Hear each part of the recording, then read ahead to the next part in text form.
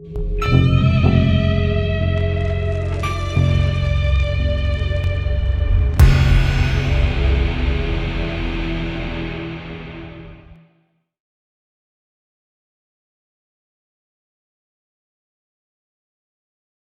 I want you to think about is the structure that you're creating on the preparation. Like a lot of people, they'll focus on the execution of the technique. And again, we were talking about this a little bit yesterday. But today, this morning, I want to really focus on the structure. Like especially low grades, and even up to the high grades, you spend a lot of time focusing on the end shape. You know, like we've talked about it before. Okay, what's this? People say this is Gakuzuki, and I go, no, that's not Gakuzuki. You know, that's Gakuzuki. But we think, okay, this is Gakuzuki, and this is Gidan right, and this is Agyuke. When actually, the techniques that we do is the movement. That's Gakuzuki, that's Gidan right, that's Agyuke. It's the movement that we're creating is the technique, not the shape. So we focus on the preparatory position. That prep will lead to the movement.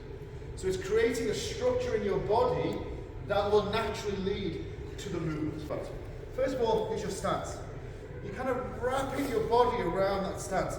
If you let your knee come in, then it doesn't create a structure in your body that will necessarily come back.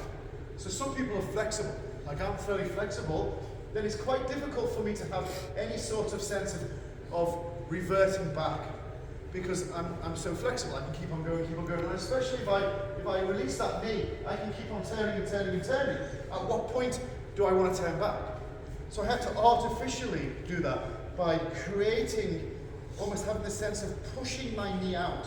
When I don't, I have that sense of fighting against this turn so that I naturally want to come back. Do you understand? Yes. This is the start of it. This foundation is the start of creating that structure. So I do this, and then from here, it's not enough to kind of bring my shoulders together. I want to actively, when my hand is working properly, actively have my little finger, my pinky finger, kind of pointing upwards. This is not creating the structure, but this one as well. I'm actively squeezing in. Kind of rounding my back by doing this, at the same time stretching from my inner thigh across my chest to this point, and I hit that apex of contraction, which naturally wants me to relax. And it's that relaxation that is the start of the technique. If your start of your technique is effort, then it's always going to be through tension. And, tension takes away speed. Tension robs speed. And speed is a function of power. So it's mass times velocity squared, right? So we want to go as fast as possible. And the way that we go as fast as possible is being relaxed. So if I can initiate my technique through relaxation, it's going to start quickly. And if it starts quickly, you're going to execute a powerful technique. So I want you to I think there's a reason why I chose Agyuke. I think it's the most challenging in terms of how to prepare correctly. If you think about how, as low grades, you learn basic techniques, you're making Agyuke and you're blocking. So all the consideration is about the block. Whereas Sotuke, Uchuke, Giranbarai, Shituke, there is a preparatory motion, then a block. Prepare, execute. Prepare, execute. Prepare, execute. Prepare, execute. There's preparation. Whereas in Agyuke, there's just there's execute. Because the hikite hand of the Agyuke is the preparation. And so you'll see people when they do, for example, combinations, Sotuke, Gakuzuki, Yiranbarai, Gakuzuki, these things are easy because they're used to preparing. But Agyuke, Gakuzuki, people, because they're not used to preparing. This should be hikite. Hikite release. Hikite release. Getting this use of your shoulder and your lat to prepare correctly. Your body's far more elastic than people give credit for. Like we work on our fitness and strength and flexibility, but we should also work on our elasticity. How bouncy are we? How stretchy are we? That's not flexibility. I know lots of people who are very flexible, but they end up being very floppy. Yeah? You want to be flexible but strong, and there's elasticity within your movement. understand? And so part of that is using your fascia system and treating your body like it's not like a basic bridge, where you've got, bone upon bone upon bone building your skeleton. It's more like a suspension bridge where your bones are suspended in separation. As soon as bone touches bone, you've got a real big problem, right? Bones never touch bone. They're suspended within a web of muscle and sinew. And we want to use that web to create power. Do you understand? Of course. And that's kind of what we're doing now. So for example, you can hold here. You can hold this IQ as this is going forward. But at the same time, you're still stretching your body. Even though I'm not actively pulling my arm back, I'm stretching my body. And I hit that apex of stretch, and then I relax. Stretch, relax. Stretch, relax, and I just put the power of my leg and my hip behind that relaxation to produce the technique. Do you understand? Is that your hand is going back as your body is going forward. So you're almost like slingshotting this hand forward. If you think about like a baseball pitcher is probably the best analogy. If you think about how the baseball pitcher, the shoulder goes forward as the hand goes back, and then they whip that hand forward, yeah? I want you to have that sense, that as your body is going forward, your hand is preparing back. But what you don't want to do is then stiffen up as a consequence.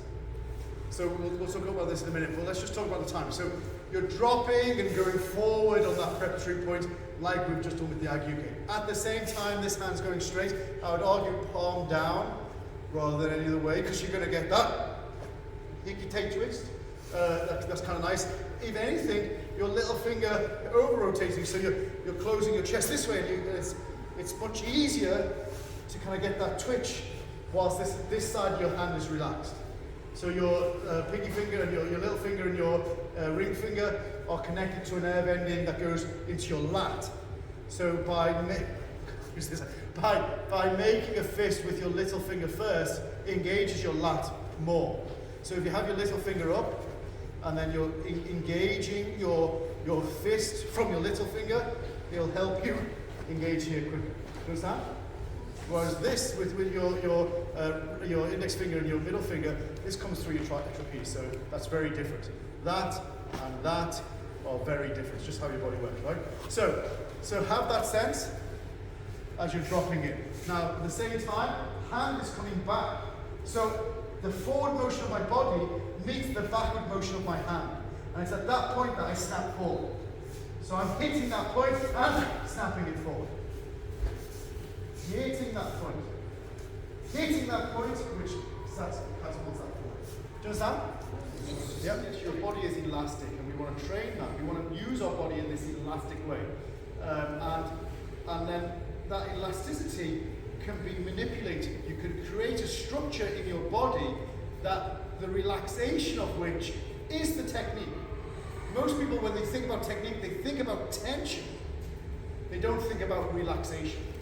So by creating an internal tension, then the relaxation is the technique, rather than tension is the technique. You are doing 3 movements. So you're going 1, 2, 3. And you've broke it down to 3 elements. But the reason why you broke it down to 3 elements maybe is because you're doing it quickly. I'd much rather you do one motion slowly. I'd much rather you have this sense of